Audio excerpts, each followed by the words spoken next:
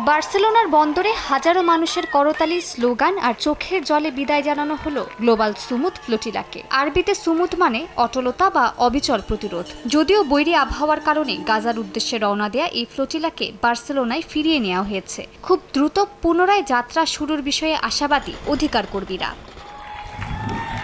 এর আগে dozen dozen নৌযানে পাড়ি জমানোর উদ্দেশ্যে জড়ো হন শতাধিক কর্মী। ৪৪টি দেশের মানুষ গাজার অবরুদ্ধ শিশুদের পাশে দাঁড়িয়েছেন। তাদের হাতে ব্যানার, জাহাজে বোঝায় ওষুধ, খাবার, মানবিক সহায়তা। এই অভিযানে আছেন গ্রেটা থানবার্গও। সাংবাদিকদের তিনি জানান, তার মনে একই সঙ্গে শোক, আনন্দ, সংহতি আর গভীর উদ্বেগ কাজ করছে।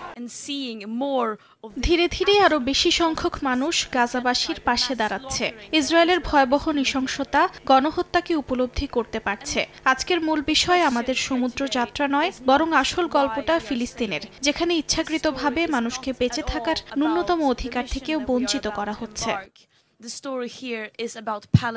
আয়োজকরা বলছেন, বৈশ্বিক নেতৃত্ব যখন ব্যর্থ, তখন সাধারণ মানুষই এগিয়ে এসেছে গাজার ক্ষুধার্ত মানুষের পাশে। আন্তর্জাতিক পর্যবেক্ষকরা এর মধ্যে সতর্ক করেছেন, গাজার একাংশ দুর্ভিক্ষের দ্বারপ্রান্তে। গেমস অফ থ্রোনস নামের বিখ্যাত সিরিজের অভিনেতা লিয়াম কানিংহাম যোগ দিয়েছেন তাদের এই আন্দোলনে।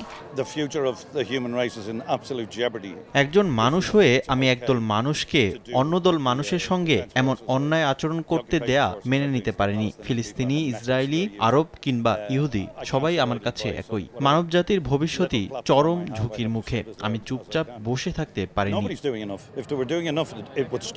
এবারের বহরে যোগ দিচ্ছে গ্রিস, ইতালি, তিউনিসিয়া থেকেও আরও নৌযান। তাদের স্বপ্ন গাজাবাসীর হাতে খাবার ও ওষুধ পৌঁছে দেয়া। জুন মাসে গ্রেটা থানবার্গের নেতৃত্বে একইভাবে যাত্রা করেছিল আরেক ফ্লোটিলা। তবে সেই জাহাজ গন্তব্যে পৌঁছানোর আগেই মানবাধিকার কর্মীদের আটক করে ইসরায়েল। তারা যুক্তি দেখায় হামাসের কাছে অস্ত্র পৌঁছানো ঠেকাতে তাদের এ পদক্ষেপ। একদিকে যুদ্ধ আর ধ্বংসস্তূপে ভাঙা শহর, অন্যদিকে ভূমধ্যসাগরের ঢেউ বেয়ে এগিয়ে চলা আশার নৌবহর গ্লোবাল সুমুদ ফ্লোটিলা। এ জাহাজ গাজার দরজায় পৌঁছাতে পারবে কিনা তা নিয়ে শঙ্কা রয়ে গেছে। তবে বিশ্বজুড়ে সহানুভূতির এই জাগরণের প্রশংসা করছেন অনেকেই। মালিহা সুহরাওয়ার্দী, সময় সংবাদ।